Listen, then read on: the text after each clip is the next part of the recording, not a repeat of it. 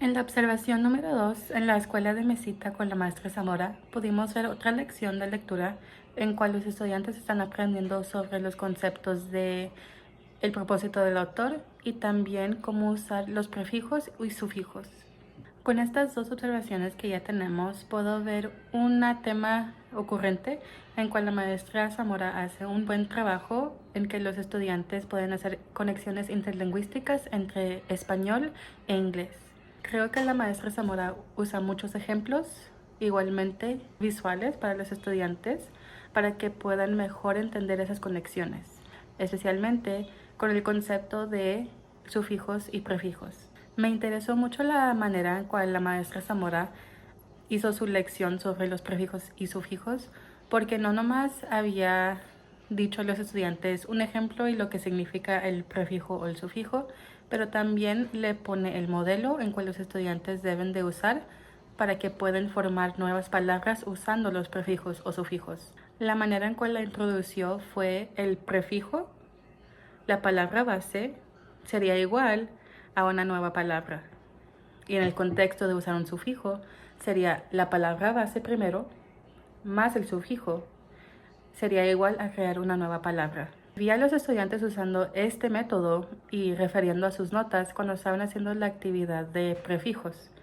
Algunos estudiantes sí estaban confundidos en la manera en cual tenían que encontrar los prefijos o palabras con prefijos. Entonces la maestra Zamora le dio a los estudiantes la opción de usar un diccionario para que puedan mejor entender y ver otros ejemplos de prefijos y sufijos. Este concepto de lectura se me hace muy importante porque creo que es una parte bien grave de entender cómo se escriben y que se pronuncian las palabras. El prefijo nos ayuda a entender una nueva manera en cual estas palabras están entendidas sin el prefijo. Durante las notas que habían tomado la maestra Zamora y los estudiantes, pudimos ver un ejemplo de un prefijo en cual sería precocer. Los estudiantes sí saben la palabra base, que sería cocer, significando que tiene que cocinar algo, pero cuando incluimos el prefijo de pre, podemos saber que significa que ya está cocido. Pre significando que tienes que hacer antes de.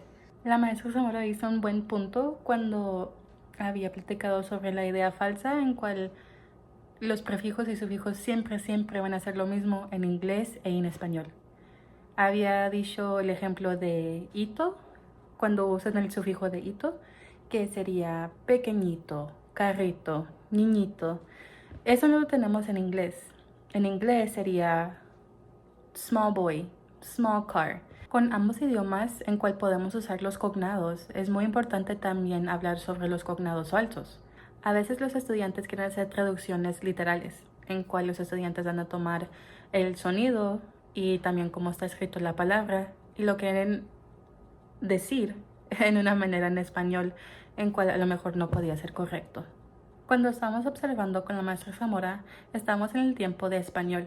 En este caso, los estudiantes nomás podían hablar en español y la maestra Zamora nomás les respondía a los estudiantes en español.